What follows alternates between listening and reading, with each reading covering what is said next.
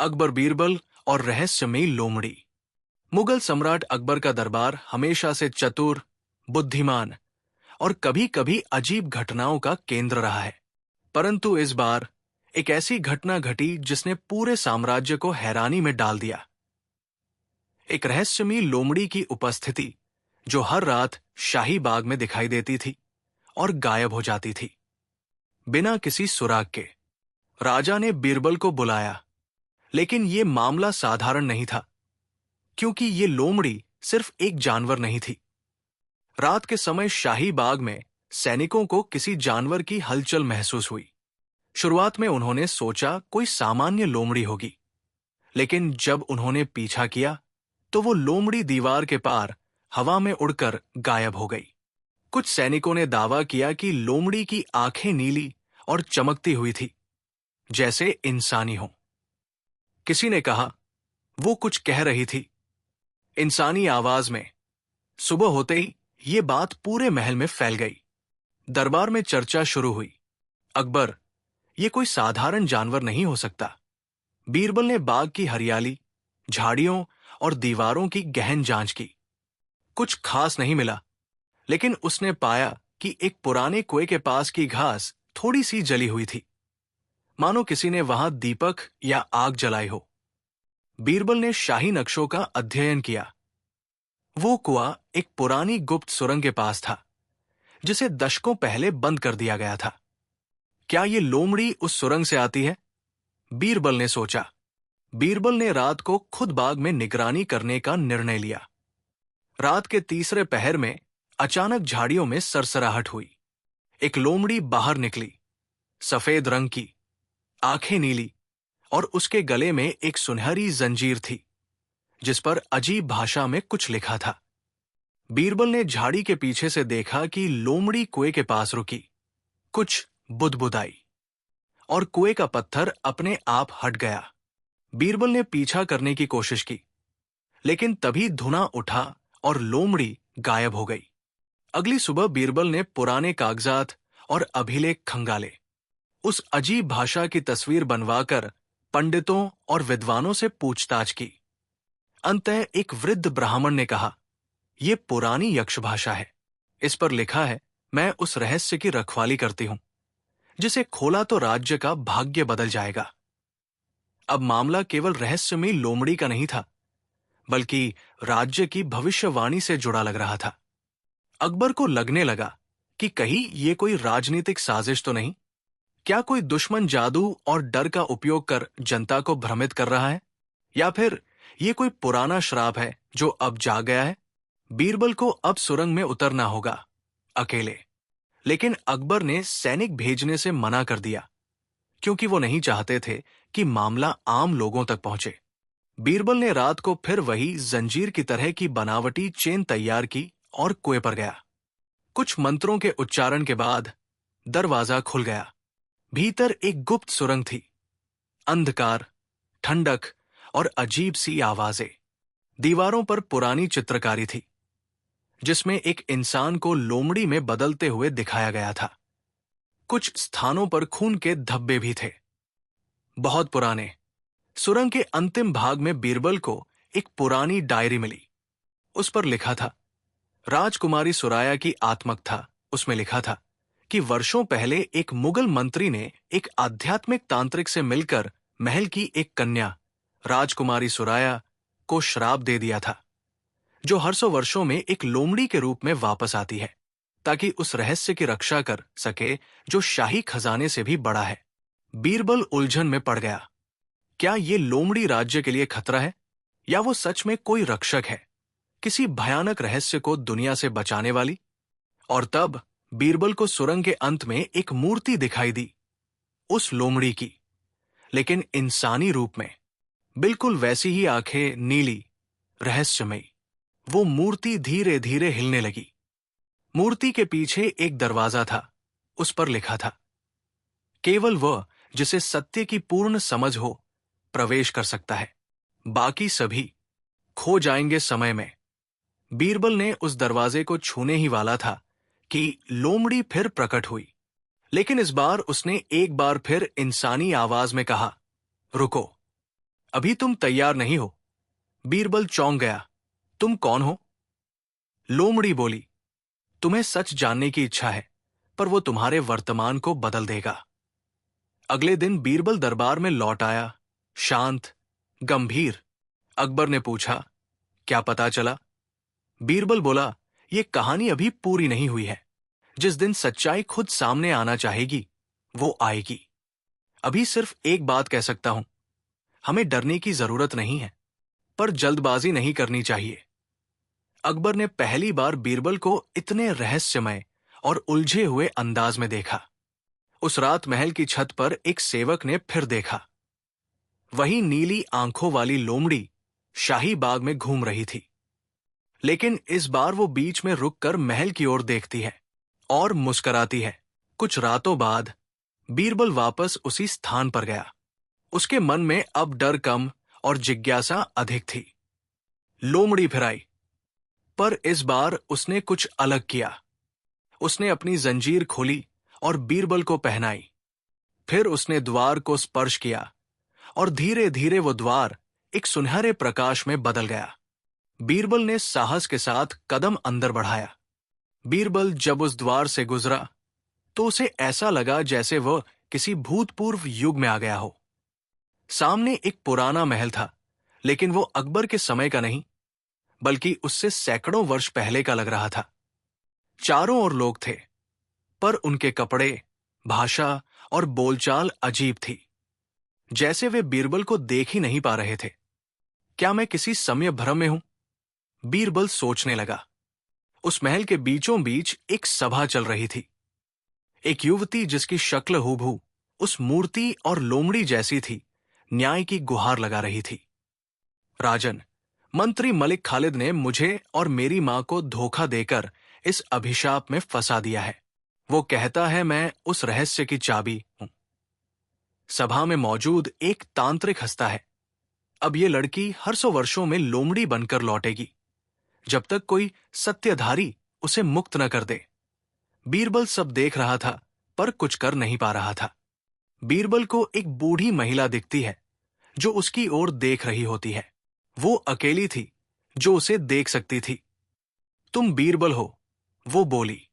तुम इस चक्र को तोड़ सकते हो, लेकिन इसका मूल्य तुम्हें चुकाना होगा। तुम्हें तय करना होगा, क्या तुम सिर्फ राजा के वफादार हो या सत्य के? अगर तुम द्वार के अंतिम सत्य तक पहुंचे तो शायद लौट न सको। महल के नीचे एक और गुप्त द्वार होता है, इसे तीसरा द्वार कहा जाता है। लोमड़ी अब इंसानी रूप में सुराया बीरबल को वहां ले जाती है। यहां एक जटिल शिलालेख लिखा था, जो सत्य देखेगा वो झूठ में नहीं रह पाएगा। जो आत्मा को मुक्त करेगा वो खुद बंधन में आ सकता है। बीरबल पूछता है, क्या मैं इस अभिशाप को तोड़ सकता हूं? सुराया, हां, पर तुम्हें किसी एक को त्यागना होगा, या तो मुझे या अपने समय को। इधर अकबर दरबार में परेशान था। बीरबल कई दिनों से लापता था। किसी को कुछ नहीं पता। सैनिक, जासूस, गुप्तचर सब असफल। अकबर को बीरबल के बारे में एक सपना आता है, जहां वो उसे एक लोमड़ी के पीछे भागते देखता है, और फिर वो एक गहरे कुएं में गिर जाता है। अकबर ने आदेश दिया, सारा बाग खुदवा दो। मैं बीरबल को ढूंढ कर रहूंगा। तीसरे द्वार के अंदर 3 विकल्प थे। एक रास्ता जो सुराया को मुक्ति देगा, पर बीरबल समय में फंस जाएगा। एक रास्ता जो बीरबल को सुरक्षित वापसी देगा, पर सुराया फिर 100 वर्षों तक श्रापित रहेगी। और तीसरा रास्ता, जिसका कोई परिणाम नहीं लिखा था। बीरबल ने तीसरे को चुना। इस रास्ते में कोई प्रकाश नहीं था, कोई जमीन नहीं, कोई दीवार नहीं, केवल अंधकार और विचार। ये जगह मानो बीरबल के ही मन का दर्पण थी। उसे अपने निर्णय, अपनी सोच, अपने अहं, अपनी निष्ठा सब दिखने लगे। तभी सुराया की आवाज गूंजती है, क्या तुम सत्य को सिर्फ देखने आए थे, या उसे स्वीकार भी करोगे? बीरबल ने आंखें बंद की और कहा, अगर किसी आत्मा को स्वतंत्र करने के लिए मेरा समय थमना पड़े तो मैं तैयार हूं। अंधकार प्रकाश में बदल गया। बीरबल अचानक शाही बाग के पास जमीन पर मिला। सैनिक दौड़कर अकबर को सूचना देने गए। बीरबल बेहोश था, लेकिन उसके गले में अब वही सुनहरी जंजीर थी। अकबर ने वो जंजीर देखी और चौंक गया। ये वही है जो हमने वर्षों पहले एक खजाने में देखी थी, पर वो तो खो गया था। बीरबल ने आंखें खोली और मुस्कराया, पर उसके चेहरे पर कुछ बदल चुका था। रात को फिर वही लोमड़ी महल की छत पर दिखाई दी, पर इस बार वो मुस्कराई नहीं। उसकी आंखों में आंसू थे। बीरबल दरबार में शांत रहता है, वो बोलता बहुत कम है। एक दिन उसने अकबर से कहा, कुछ कहानियां पूरी नहीं होती हुजूर, वे बस इंतजार करती है अपने सही समय का। बीरबल के लौटने के बाद पूरे महल में उत्सव तो हुआ, लेकिन बीरबल बदल चुका था।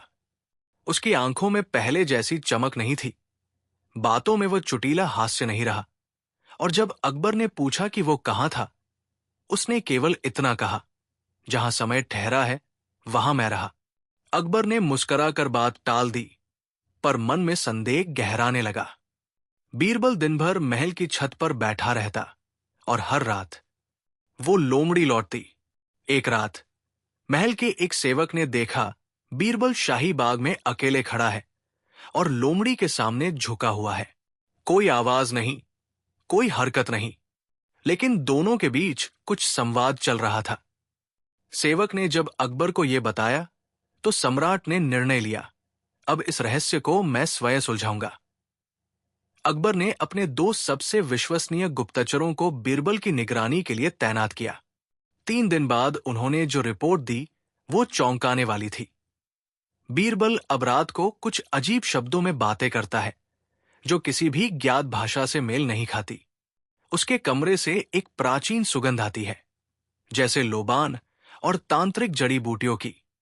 और एक रात उन्होंने उसे हवा में मंडराते हुए देखा। क्या बीरबल अब वो बीरबल नहीं रहा? अकबर के मन में डर उठने लगा।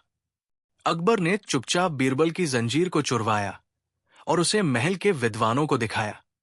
विद्वानों ने जंजीर को जांचा और पाया कि उसमें समय के प्रवाह को प्रभावित करने की शक्ति है। ये जंजीर सिर्फ किसी सम्यचीनित प्राणी को ही पहचानती है। एक विद्वान ने कहा, अगर ये जंजीर किसी के गले में बंधे, तो उसका वर्तमान और भविष्य दोनों धुंधले हो सकते हैं। अकबर ने सोचा, क्या बीरबल अब समय से बाहर हो गया है? एक दिन दरबार में अकबर ने एक परीक्षण किया। उन्होंने बीरबल को सीधा सूर्य के नीचे खड़ा किया। बीरबल की कोई परछाई नहीं थी। पूरा दरबार सन्न रह गया। बीरबल ने धीरे से कहा, परछाई उसी की होती है जो समय के भीतर हो। अब लोमड़ी ने महल के भीतर आना शुरू कर दिया। सैनिकों ने उसे पकड़ने की कोशिश की, लेकिन वो हवा में विलीन हो जाती। इसी बीच महल के पुराने तहखाने से एक और द्वार का पता चला, जिस पर लिखा था, जब समय का रक्षक और रहस्य की चाबी एक हो जाए, तो इस द्वार को न खोलना। बीरबल और लोमड़ी क्या दोनों अब एक ही शक्ति के 2 रूप हैं? एक दिन अचानक एक दूसरा बीरबल दरबार में पहुंचा, थका हुआ, घायल, लेकिन बोल रहा था, हुजूर, मैं असली बीरबल हूं। जो आपके साथ है वो कोई और है, उसने मेरा रूप लिया है। पूरे दरबार में सनसनी फैल गई। दोनों बीरबल एक जैसे दिखते थे, एक जैसी आवाज। तो कौन असली? अकबर ने पूछा। अगर तुम असली हो तो बताओ हमारे पहले शिकार का स्थान। नकली बीरबल चुप रहा। असल बीरबल ने सही जवाब दिया, नीलगिरी के जंगल, 5वें झरने के पास। अकबर ने तुरंत उस बीरबल को कैद में डाल दिया जो असली नहीं था। पर तभी उस नकली बीरबल ने जंजीर को तोड़ा और लोमड़ी का रूप धारण कर लिया। पूरे महल में अंधकार छा गया। उसने चीखते हुए कहा, मैं रक्षक नहीं, श्राप हूं। जिसने द्वार खोला वही अब द्वार बनेगा। असल बीरबल ने कहा, मुझे उस द्वार को बंद करना होगा, हमेशा के लिए, और इसके लिए मुझे समय से बाहर जाना पड़ेगा। अकबर ने कहा, नहीं बीरबल, हम दूसरा रास्ता खोज लेंगे। पर बीरबल ने मुस्कुराते हुए कहा, कुछ रहस्य कभी खुले नहीं रहने चाहिए। मैं जा रहा हूं, पर शायद लौटूं, समय के साथ। वो जंजीर को पकड़े द्वार की ओर बढ़ा, और जैसे ही उसने उसमें प्रवेश किया, वो द्वार खुद ही पत्थर में बदल गया। अब महल शांत था, लोमड़ी गायब थी, द्वार बंद। लेकिन बीरबल भी चला गया। अकबर ने बीरबल की प्रतिमा बनवाई और बाग के उस स्थान पर स्थापित करवाई जहां सब शुरू हुआ था। उस पर एक पंक्ति खुदवाई गई, जो सत्य जानता है वो मौन हो जाता है। कई वर्षों बाद एक नई पीढ़ी के राजकुमार ने बाग में उसी स्थान पर खेलते हुए जमीन में से सुनहरी जंजीर निकाल ली। उसकी आंखें नीली चमक उठीं। राजकुमार सलीम अब 14 वर्ष का हो चुका था, तेज, चतुर और कल्पनाशील। लेकिन जब उसने वो सुनहरी जंजीर जमीन से उठाई, तो उसे महसूस हुआ जैसे कोई पुराना सपना जाग उठा हो। उस रात उसने एक सपना देखा जहां एक सफेद लोमड़ी उसे पुकार रही थी, और कोई आदमी, बीरबल, अंधेरे में कह रहा था, अब तेरा समय है। जंजीर हाथ में आते ही सलीम को कुछ बदलते हुए महसूस हुआ। उसे अब अतीत की घटनाएं दिखने लगी। उसे पुराने रहस्यों की बातें याद आने लगी, जो उसने कभी सुनी भी नहीं थी। और हर रात बाग में उसे कोई परछाई घूरती प्रतीत होती। धीरे धीरे उसका चेहरा गंभीर होता गया। अकबर ने देखा कि उसके बेटे में अब वही मौन था जो एक समय में बीरबल में आ गया था। राजमहल में एक पुराना तहखाना था जो वर्षों से बंद था। एक दिन सलीम अकेले वहां गया और देखा जमीन की सिले हिली हुई थी। उन्होंने नीचे जाने वाली एक सीढ़ी का रास्ता खोला। वो रास्ता कहां जाता था, कोई नहीं जानता। वो सीढ़ियां धुंध में लुप्त होती जा रही थी, और उनके अंत में था वही पत्थर का द्वार जिस पर लिखा था, तू वही है जो वो था। सलीम जब भी आईने के सामने खड़ा होता, उसे अपने पीछे एक परछाई दिखाई देती, लोमड़ी की आकृति, जिसकी आंखों से अब नीला नहीं, काला प्रकाश निकलता था। वो परछाई हंसती थी, फुसफुसाती थी। श्राप अधूरा था। बीरबल ने दरवाजा बंद किया, पर चाबी छोड़ दी, और अब वो चाबी तू है। महल की पुरानी लाइब्रेरी में एक पुस्तक मिली, कथानक रहस्य बीरबल द्वारा, बिना किसी संदर्भ के। सलीम ने जैसे ही उसे पढ़ना शुरू किया, उसे हर पंक्ति अपने भीतर की आवाज सी लगी। उसमें अंतिम पंक्तियां थी, अगर ये जंजीर फिर किसी हाथ में आए तो समझो समय फिर चल पड़ा है, और उत्तराधिकारी को निर्णय लेना होगा, या तो रहस्य को मिटा दो या खुद रहस्य बन जाओ। अब बाग में सफेद लोमड़ी दोबारा दिखाई देने लगी, पर अब वो घायल थी, कमजोर थी, और हर बार जब वो प्रकट होती, सलीम को सिर में तेज दर्द और अतीत की घटनाओं की झलक दिखती। एक बार जब वो बेहोश हुआ, उसने सुराया को देखा। वो कह रही थी, मुझे श्राप से मुक्ति मिली थी, पर जंजीर ने मुझे दोबारा बांध लिया है। अब तुम मुक्त कर सकते हो, लेकिन ये द्वार तुम्हारे खून से खुलेगा। अकबर ने अपने राजगुरु, खगोलाचार्य और दरबारी विद्वानों की गुप्त सभा बुलाई।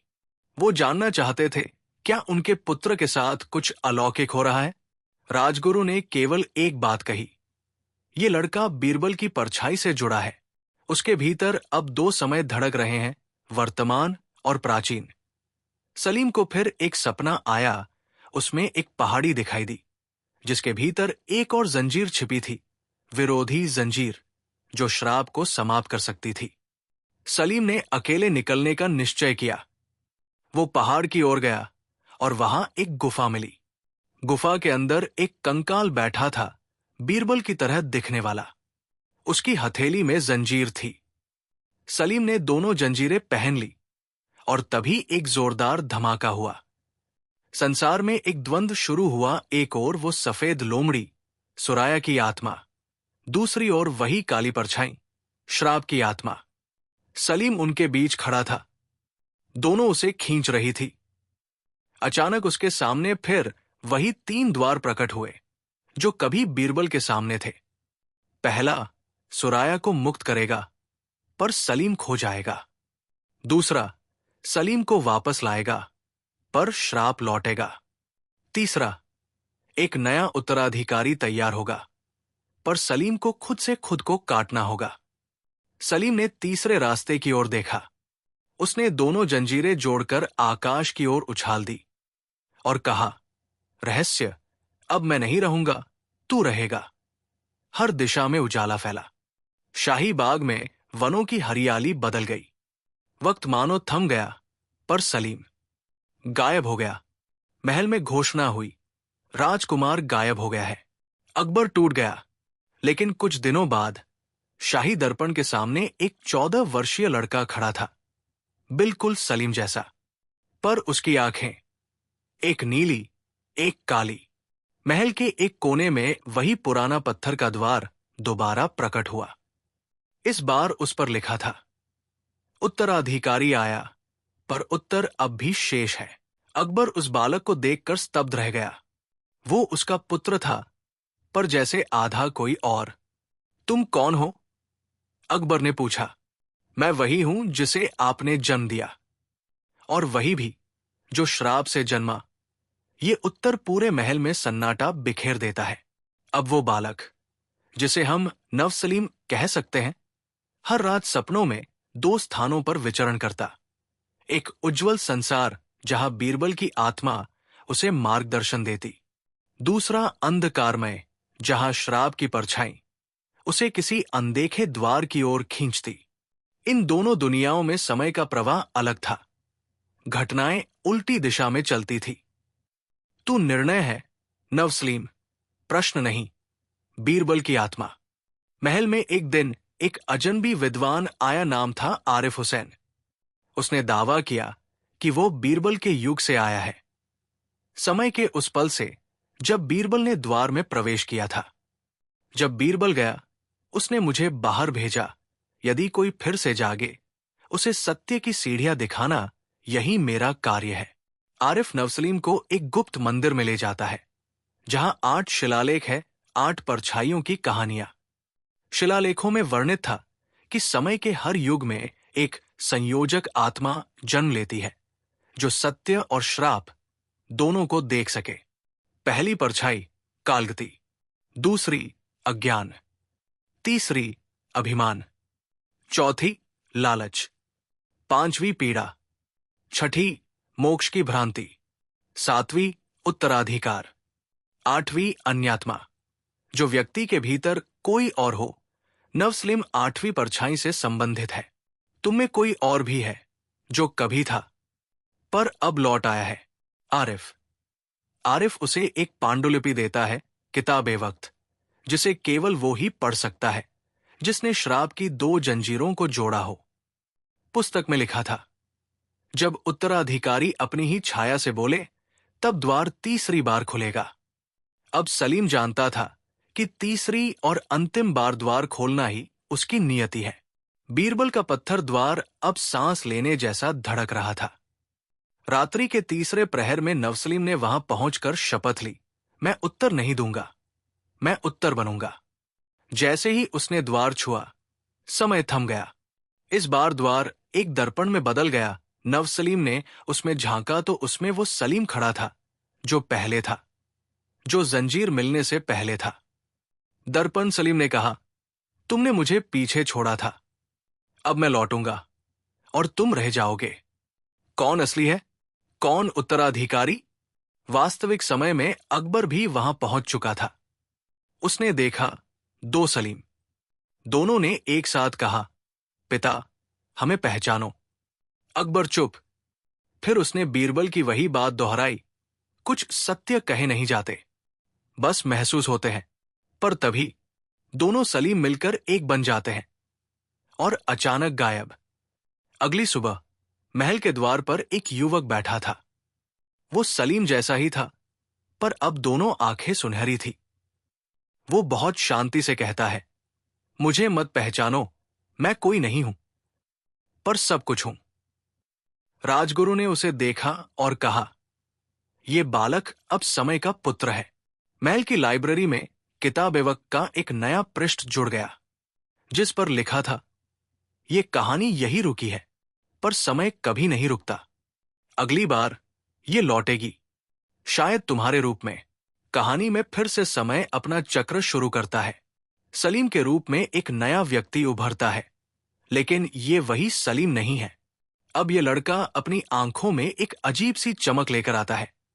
वो सलीम जैसा दिखता है, लेकिन उसके भीतर कुछ और है। महल में कुछ बदलने लगा है। सलीम की आंखों में गहरी शांति और रहस्य छिपे हैं, जैसे वो पहले से कहीं अधिक समझ चुका हो। अकबर के लिए ये एक बड़ा आघात था। उसके बेटे का रूप और उसकी उपस्थिति अब कुछ अपरिचित सी लगने लगी थी। ये वही सलीम था जिसे उसने अपने हाथों से पाला था, लेकिन अब वो एक पूरी तरह से बदल चुका था। उसकी हर बात, हर कदम में गहराई और रहस्य छिपे थे। अकबर और उसकी मंत्रिमंडल ने महसूस किया कि कोई अनहोनी घटने वाली है। महल के भीतर का माहौल बदलने लगा था। पहले जहां शांति थी, अब वहां खामोशी और तना हुआ तनाव फैलने लगा था। सलीम को लेकर लोगों में आशंका और भ्रम की स्थिति पैदा हो गई। क्या वो वही सलीम था या कुछ और? क्या वो बीरबल का उत्तराधिकारी था या कुछ और शक्तियां उसमें समाहित थी? अकबर के मन में कई सवाल उठने लगे। एक और जहां उसे विश्वास था कि उसका बेटा उसे फिर से मिल चुका है, वहीं दूसरी ओर वो महसूस कर रहा था कि सलीम में कुछ अजीब बदलाव आ गए हैं। उसका व्यक्तित्व, उसकी सोच, उसकी आंखों में जो गहरी शांति थी, ये सब कुछ पहले जैसा नहीं था। एक दिन महल में एक पुरानी चिट्ठी प्राप्त होती है, जिसमें बीरबल का संदेश लिखा होता है। ये चिट्ठी बीरबल के जीवन के अंतिम दिनों में लिखी गई थी, जब वो शराब के रहस्यों से जूझ रहे थे। वो चिट्ठी एक गुप्त संदेश है, जिसे अकबर के लिए लिखा गया था। मेरे प्रिय सम्राट, इस समय के अंतर्गत कुछ अप्रत्याशित घटनाएं घटने वाली है। आपके बेटे का उत्तराधिकारी होना केवल समय की आवश्यकता है, लेकिन इस समय में शक्ति का संतुलन बनाए रखना महत्वपूर्ण होगा। वो जो लौटेगा, वो वही नहीं होगा जो चला गया था। सावधान रहें, क्योंकि जब तक समय पूरी तरह से न खोला जाए, तब तक आप ये नहीं समझ पाएंगे कि कौन कौन सी शक्तियां आपके बेटे में समाहित है। ये संदेश अकबर को डर और भ्रम से भर देता है। क्या बीरबल ने सच कहा था? क्या उसका बेटा वास्तव में समय के रहस्यों से जूझ रहा था? नवसलीम अब महल के भीतर धीरे धीरे अपनी जगह बना रहा था। वो पहले की तरह न तो नखरे करता था और न ही किसी से बात करता था। उसका व्यवहार बिल्कुल अलग था। अकबर को उसकी चुप्पी में कुछ और ही संकेत महसूस होने लगे थे। एक रात जब नवसलीम महल के बगीचे में अकेला टहल रहा था, अकबर ने उसे देखा। उसने नवसलीम से सवाल पूछा, तुम कौन हो? क्या तुम सच में वही सलीम हो जिसे मैंने पाला था? नवसलीम एक लंबी चुप्पी के बाद बोल पड़ा, तुमने मुझे पाला था, लेकिन अब मैं वही नहीं हूं। मैं समय का एक हिस्सा हूं और अब मुझे अपना रास्ता चुनना होगा। अकबर को समझ में नहीं आया कि वो क्या कह रहा था। यह संवाद न केवल अकबर के लिए, बल्कि पूरे महल के लिए एक उलझन बन गया। नवसलीम के शब्दों में कुछ ऐसा था जो उनके भीतर छिपे रहस्यों को और गहरा कर रहा था। एक दिन महल में कुछ अजीब घटनाएं घटीं। नवसलीम के आसपास का वातावरण और भी रहस्यमयी हो गया था। किसी ने देखा कि उसकी परछाई उसके साथ नहीं चल रही थी और उसकी आंखों में एक अजीब सी झिलमिलाहट थी। ये देखकर महल के कुछ लोग डर गए और उन्होंने अकबर से इसे लेकर शिकायत की। अकबर अब पूरी तरह से परेशान हो चुका था। क्या ये वही सलीम है जिसे उसने अपने दिल और जान से पाला था? अकबर ने अपनी विश्वसनीय दरबारियों और विद्वानों से सलाह ली। कई विद्वान इस पर मंथन करने लगे। एक विद्वान ने कहा, यह संभव है कि सलीम में दो आत्माएं समाहित हो सकती है। एक वो सलीम जो हम जानते थे, और दूसरी वो आत्मा जो समय की शक्तियों के कारण उसकी उपस्थिति में घुसपैठ कर चुकी है। यह बयान और भी अधिक रहस्यमय हो गया। अब यह स्पष्ट हो रहा था कि सलीम केवल शारीरिक रूप से बदल चुका नहीं था, बल्कि उसकी आत्मा में भी कुछ अजीब बदलाव आए थे। महल में एक दिन अचानक एक भयानक तूफान आया। आकाश में गहरा अंधेरा छा गया और बिजली की कड़कड़ाहट से महल की दीवारें हिलने लगी। सलीम के कमरे में बिजली की चिंगारी आकर गिरती है और एक अजीब सी ऊर्जा महसूस होती है। वो अचानक अपना चेहरा बदलने लगता है। उसकी आंखों में एक काले और नीले रंग की झलक साफ देखी जाती है।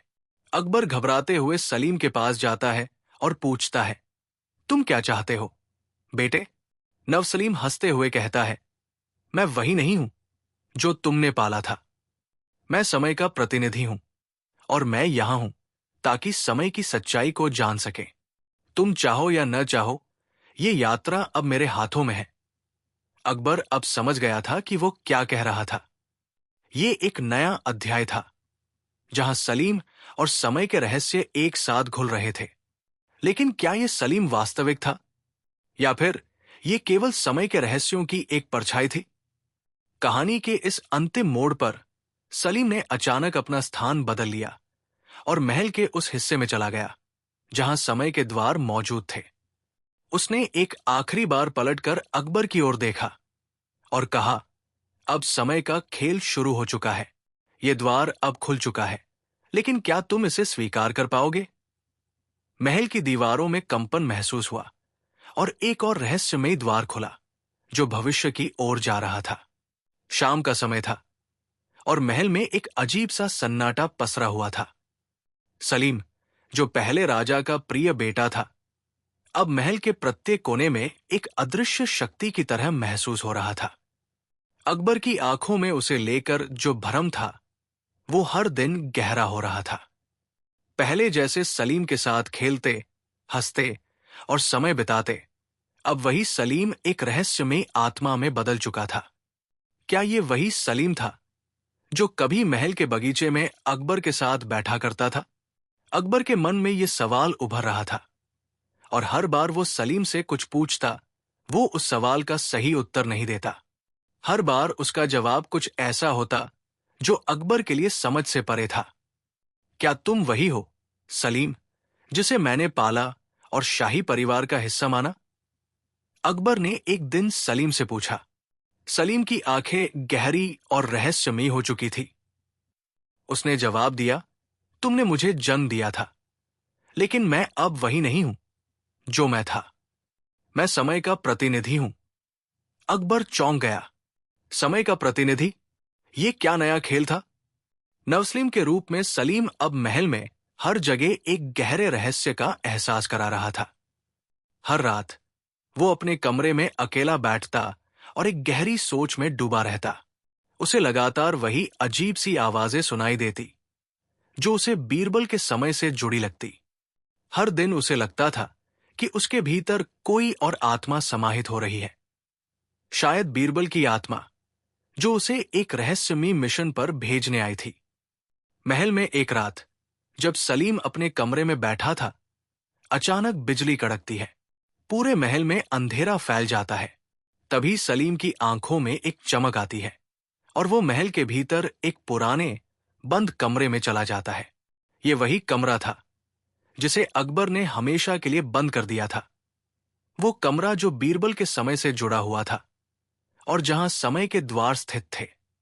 सलीम ने कमरे का दरवाजा खोला और जैसे ही वो अंदर गया, उसने महसूस किया कि उसके चारों ओर समय की धड़कन सुनाई दे रही है। ये आवाज जैसे एक कटाफटा संगीत हो जिसमें समय और स्थान के बीच का संतुलन बिगड़ रहा था। वो धीरे धीरे उस कमरे में दाखिल हुआ और देखा कि दीवारों पर कुछ अजीब सा चित्रण था। समय के शिलालेख जिनमें बीरबल की रहस्यमयी रचनाएं लिखी थी। सलीम ने शिलालेखों पर लिखे गए संदेशों को पढ़ा। वो धीरे धीरे समझने की कोशिश करता है कि ये संदेश क्या कह रहे थे। एक शिलालेख में लिखा था, तुम्हारा समय खत्म नहीं हुआ है सलीम। ये तुम्हारी यात्रा का केवल प्रारंभ है। समय के हर कोने में एक नया अध्याय छिपा है और तुम वही हो जो समय को देख सकता है। लेकिन तुम्हें यह समझने के लिए अपनी आत्मा को समय के साथ जोड़ना होगा। यह संदेश जैसे एक चुनौती था और सलीम के भीतर एक नया साहस भर गया। वो समझ गया कि बीरबल के संदेश में छिपी हुई गहरी रहस्यमयी बातें उसे अपने वास्तविक उद्देश्य की ओर ले जा रही थी। महल में अब घबराहट फैलने लगी थी। अकबर को हर दिन सलीम के बारे में और भी अधिक चिंता होने लगी थी। उसके भीतर एक अनजानी सी ताकत दिखाई देने लगी थी। कुछ अजीब घटनाएं घटने लगी। महल के दरवाजे अपने आप खुलने लगे। दीवारों पर समय के घुमावदार चिन्ह उभरने लगे। ये सब देखकर अकबर और उसके दरबारी दंग रह गए थे। क्या ये सब केवल एक संयोग था, या सलीम के भीतर कुछ और था जो महल में हो रहे अजीब बदलावों को जन्म दे रहा था? अकबर ने एक दिन सलीम से पूछा, तुम क्या चाहते हो? क्या तुम समय के उन रहस्यों को जानने के लिए महल छोड़ने जा रहे हो? सलीम ने शांतिपूर्वक उत्तर दिया, मुझे महल छोड़ने की जरूरत नहीं है पिता। समय की यात्रा मेरे साथ है, लेकिन मुझे अपनी यात्रा को पूरा करने के लिए कुछ कदम और बढ़ाने होंगे। अकबर अब यह समझ चुका था कि सलीम को रोकना मुश्किल था। सलीम अपनी यात्रा में किसी गहरे उद्देश्य के लिए निकल चुका था, और अकबर को उस रहस्यमयी यात्रा में रुकावट डालने का अधिकार नहीं था।